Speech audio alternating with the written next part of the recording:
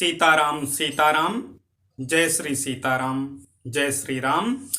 आज की परम पावन कथा का प्रसंग है श्री रामचरितमानस बालकांड से।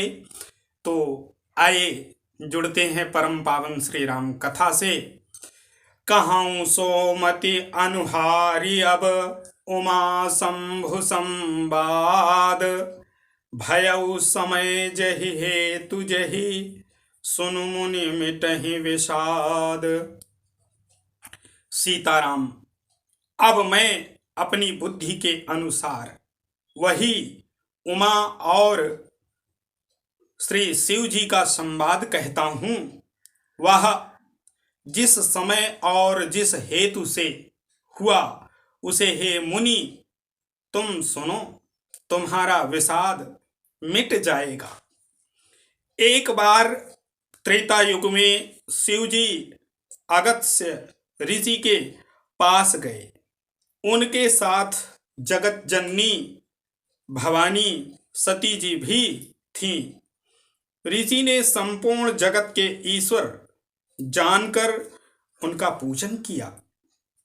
मुनिवर अगस्त्य जी ने राम कथा विस्तार से कही, जिसको महेश्वर ने परम सुख मानकर सुना।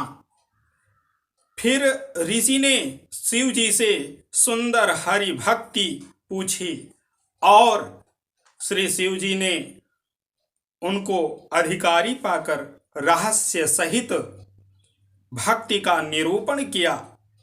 श्री रघुनाथ जी के गुणों की कथाएं कहते सुनते कुछ दिनों तक शिव जी वहां रहे।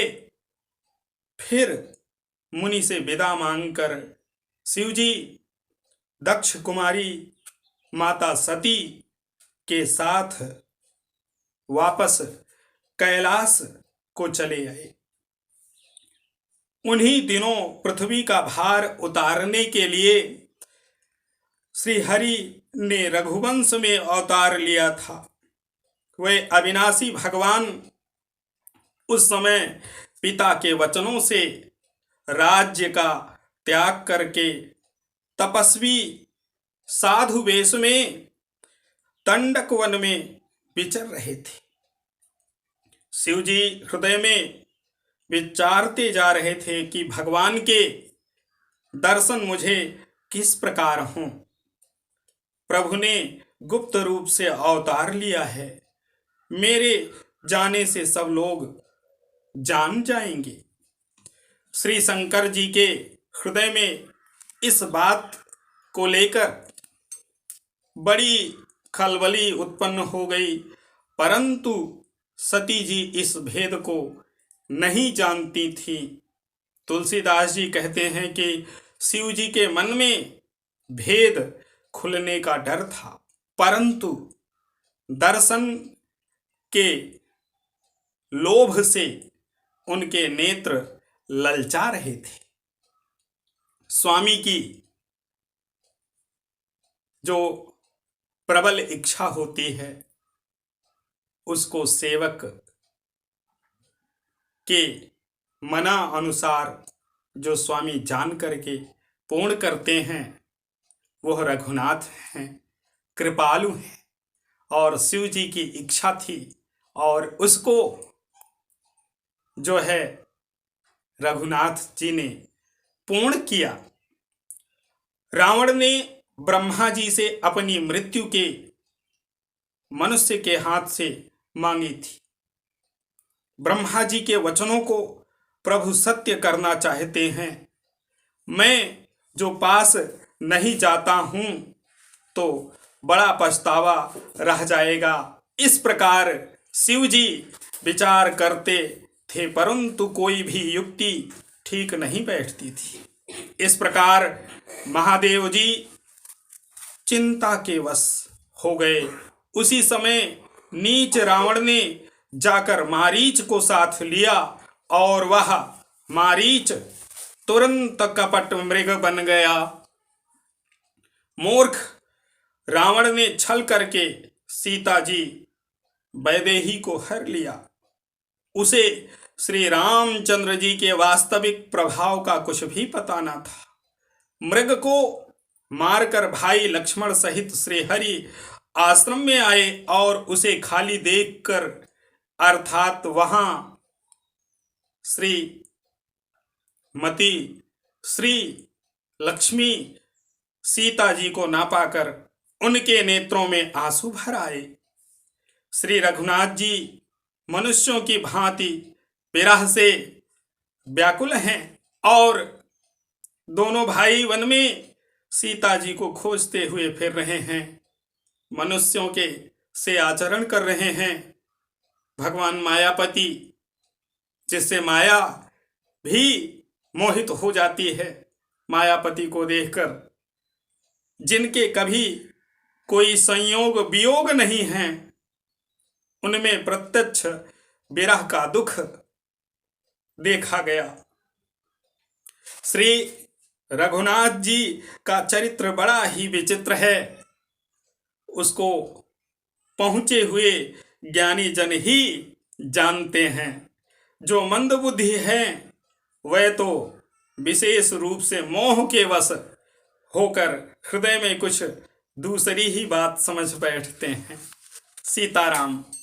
श्री शिव जी ने उसी अवसर पर श्री रामचंद्र जी को देखा और उनके हृदय में बहुत भारी आनंद उत्पन्न हुआ। उन शोभा के समुद्र श्री रामचंद्र जी को शिव जी ने नेत्र भर कर देखा, परंतु अवसर ठीक न जानकर परिचय नहीं किया। जगत के पवित्र करने वाले सच्चिदानंद की जय हो, इस प्रकार कहकर कामदेव का नाश करने वाले श्री शिव जी चल पड़े। कृपा निधान शिव जी बार बार आनंद से पुलकित होते हुए सती जी के साथ चले जा रहे थे। सती जी ने शंकर जी का वह दशा विचार कर, अर्थात दशा देखी तो उनके मन में बड़ा संदेह उत्पन्न हो गया। वे मन ही मन कहने लगी, शंकर जी सारा जगत वंदना करता है, वे जगत के ईश्वर हैं। देवता मनुष्य मुनि सब उनके प्रति सिर नवाते हैं। उन्होंने एक राजपुत्र को सच्चिदानंद परम धाम कहकर प्रणाम किया। उसकी शोभा देखकर वे इतने प्रेम आनंद मग्न हो गए कि अब तक उनके हृदय में प्रीति रोकने से भी नहीं रुकती। जो ब्रह्म सर्वव्यापक, माया रहित, अजन्मा, अगोचर, इच्छा रहित और भेद रहित हैं और जिसे वेद भी नहीं जान पाते हैं, क्या वह देह धारण करके मनुष्य हो सकता है? देवताओं के हित के लिए मनुष्य शरीर धारण करने वाले जो विष्णु भगवान हैं, वे भी शिव जी की ही भांति सर्वज्ञ हैं। वे ज्ञान के भंडार लक्ष्मीपति और असुरों के शत्रु भगवान विष्णु क्या अज्ञानी की तरह स्त्री को खोजेंगे? फिर शिव जी के वचन भी झूठी नहीं हो सकते। सब कोई जानते हैं कि शिव जी सर्वज्ञ हैं।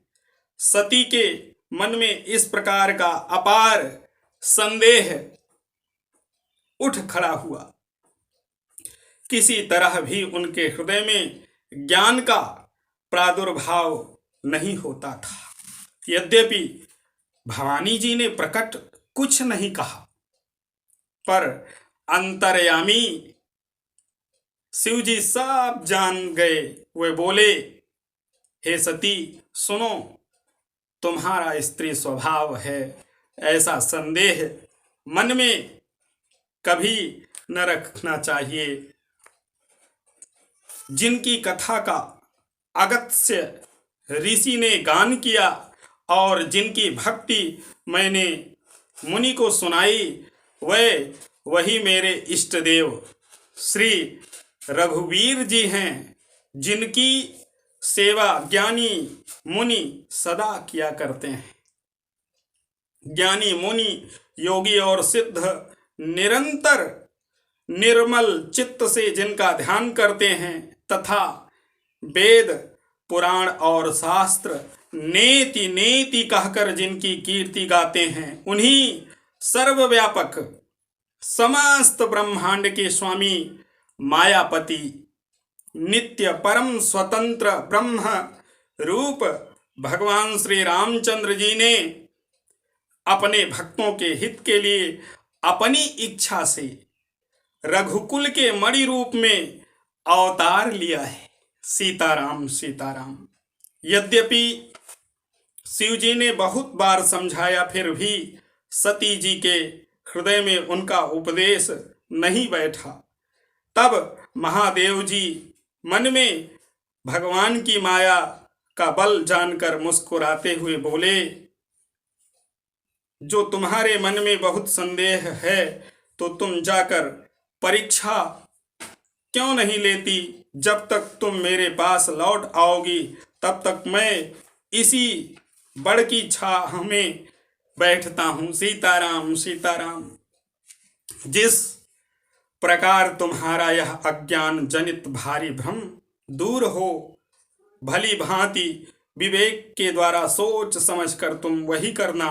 शिव जी की आज्ञा पाकर सती चली और मन में सोचने लगी कि भाई क्या करूं, कैसे परीक्षा लूं। जय श्री कृष्ण, जय श्री सीताराम।